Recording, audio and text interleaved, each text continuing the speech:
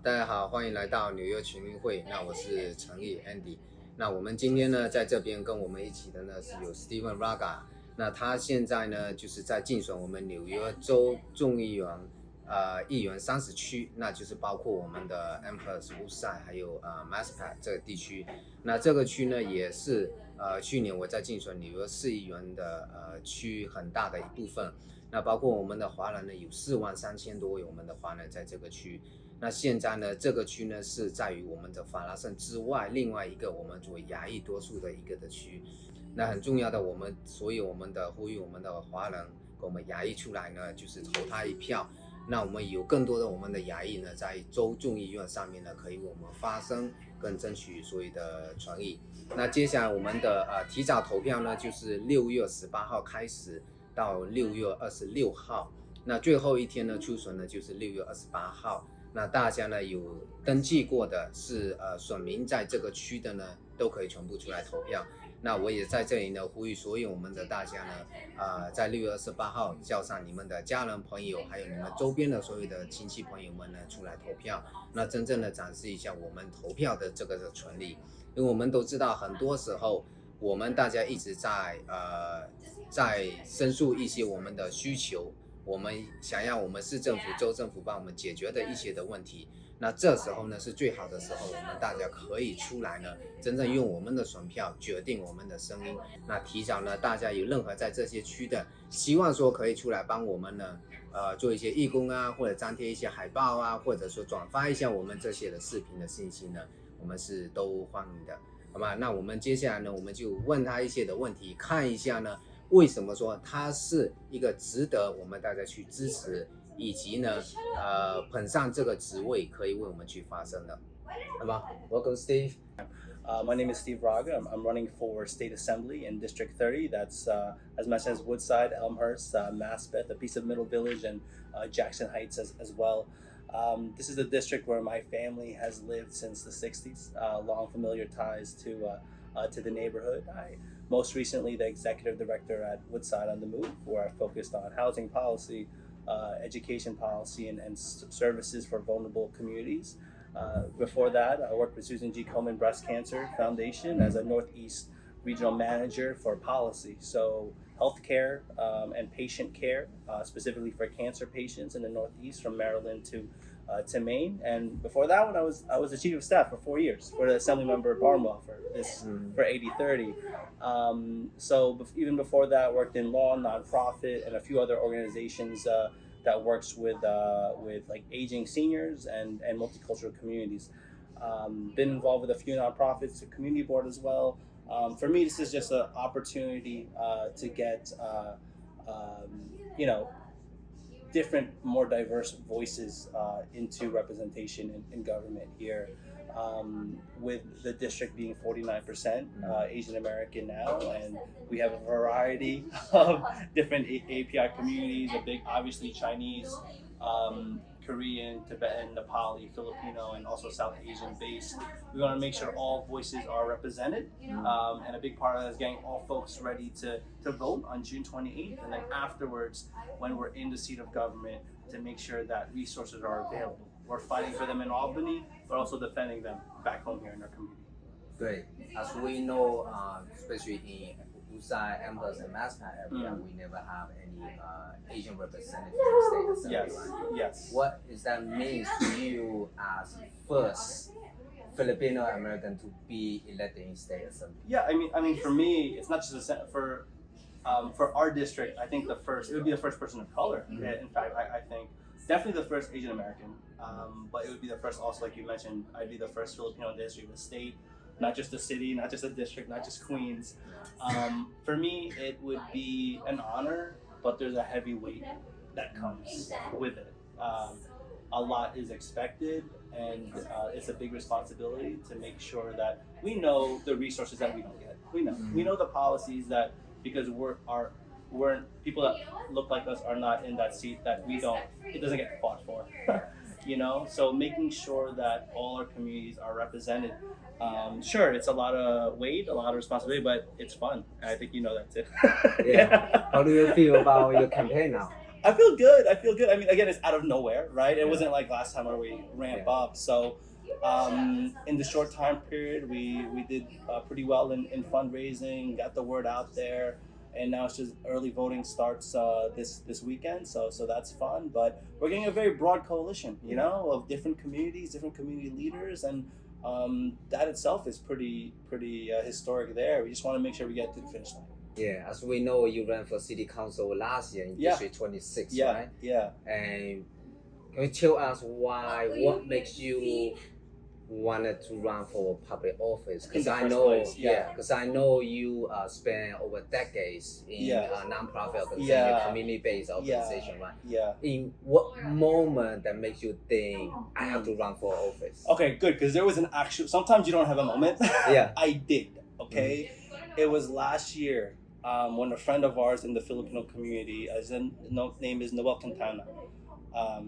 He was on the L train. He's a volunteer at his church, a volunteer in the immigrant community, and he was on the L train and he got attacked because he's sliced in the face. His face is with a knife. After he came out of and this is during the rise of anti-Asian hate, right, and more sentiment. There was no real support for him, and even up to now, I think there's nothing that was there for him. So. Just the lack of resources and the blatant target of people who look like us, and the disregard from elected officials at the highest level of how they could protect our community. It was a wake-up call that good folks need to make sure that they run for these offices and win, because that's how we can protect our community. Of course, there's becoming the state representative. We have so many issues and we have to address, especially after pandemic. So, what's your top 3 issues that you think going on in this neighborhood or Queens that you wanted to address once you get elected to the state or something? Yeah, for sure. There's a lot, but if you want 3, number 1, definitely across the board, housing. How do we protect our from tenants to homeowners? How do we make sure that the policies directly impact our constituents and for the positive, right? And defend when necessary. Housing has always been an issue, but with the rise in the crisis, we want to make sure that nobody is kicked out of their home, but also that folks are protected. So how do we do that for everyone? That's number 1. Number 2, would love to make sure that like we mentioned before, this rise of anti-Asian hate. I have friends, I have family members who are scared to go to work, and a lot of the times there are attacks in our community that are not reported. They're afraid or embarrassed, but they tell us and they say don't tell anybody. So how do we our community is afraid to even go outside, not just to go to work, but to get groceries, to go to the doctor. It's a whole issue. And if they don't have, not everyone has money to Uber or drive around. It has to be public transportation, but they don't feel safe. How do we make sure we ensure that what we can do on the state level, but even help urge our city level electeds and administration to prioritize safety in that regard. Third, coming out of the pandemic and also Hurricane Ida, which our neighborhoods have been disproportionately impacted by, how do we help our small businesses? We 100% have to help them with resources, and also how to get more customers over there and help them, because they've been bearing the weight. A lot of these, what we mentioned, are frontline workers, like all these issues. How are we supposed to help them when they've been on the front line, making sure we have something to eat, making sure they're there for us during the height of the pandemic? And our neighborhoods is the epicenter of the epicenter of the epicenter. How do we make sure we don't just turn our back when they need our help as well? Yeah, Santa said most because we all know over 92% of the small businesses in New York City are really small business owned by families and less than 20 people, mom and pop store, right? So we see that in your campaign, all your literatures, your posters, and your information available in multiple languages. You Can you have tell to- us how have many to. how Yeah. many languages that Yeah. your campaign now Yeah. has? Yeah, I mean, it's several. I wish there was more, but we need more time. If we win, and move on, we'll have more. But definitely in Chinese, Filipino, Nepali, Spanish, of course, Arabic, Bengali, Bangladeshi. We got, I think, a few more Korean. We just want to be inclusive as possible Yeah. because these are communities we see every day, but it's two things. We want to let them know, hey, if you could vote for me, you should vote, but let them know that this is happening. You know, if you're registered to vote, that's great, vote for us, but that we would like you participating in the civic process because it impacts you as well. Yeah. Because we all know, Amherst, Shanghai, Usai, all these areas are the most diverse, diverse district in, I would say, in the whole country. Yeah. So, what do you say? How can you ensure that your office will be diversified in multiple ways to helping the community? Yeah, for sure. I think, no, good question. I think, this is the most diverse. That's probably the best food is here for sure. Yeah. Luckily for me, I can say that I was the chief of staff for this seat already, and with that, I helped create the most diverse office in the state. I know that because the State Assembly HR told us that this is a model that we could use for other offices in the State Assembly. With that, when I was chief of staff, we had over 35 languages spoken in the office. The other agencies had maybe 13, so we had more than the other actual agencies, just our office. So with that though, we want to make sure that our staff will do our best, and that's a goal I'd love to have is in language speakers for multiple Asian communities, and of course the Spanish community, or Spanish speakers to have that direct accessibility to our office and that comfort level. It's also cultural competency too. It's not just language, right? But also have maybe regular meetings with all communities. Not just during election time, not just annually. Hopefully we could do more on the different subgroups so everyone is part of the process organically and in a regular basis. Yeah. What do you think about for a couple of days, right, when you went to the White House with the Representative Graceman about really passing President Biden signed the bill creating the AAPI museum. Yeah. And also Biden signs the bill to pass the AAPI crimes. Yeah. What do you think about those two bills? Yeah, no, those are good. I mean, it's great response from the federal side.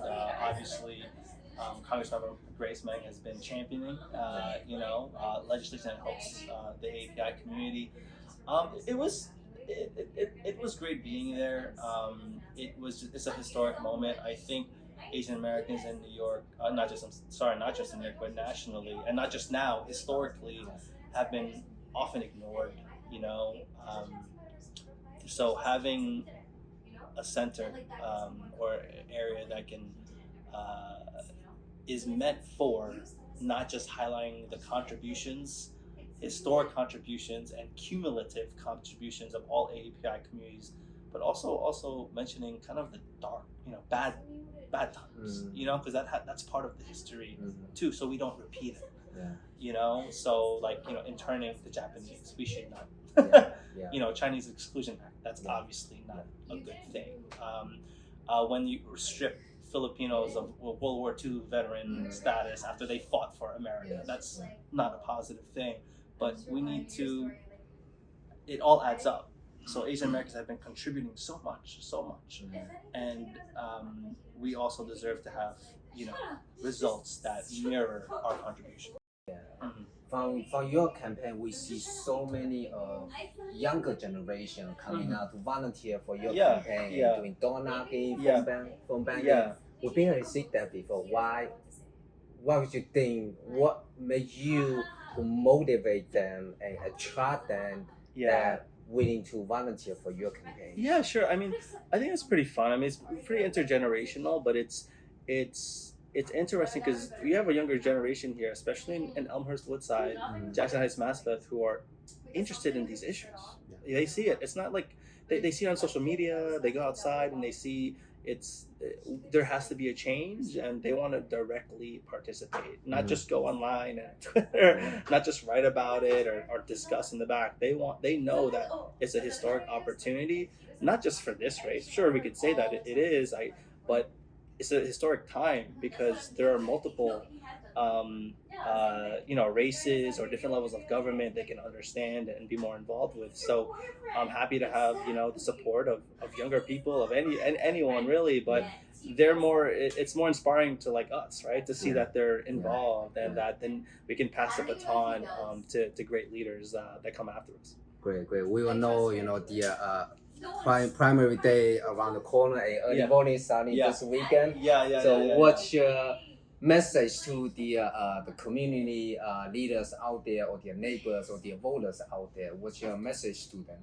One is vote for me, please, and by June 28th on the primary, but also a vote for us is a vote for you.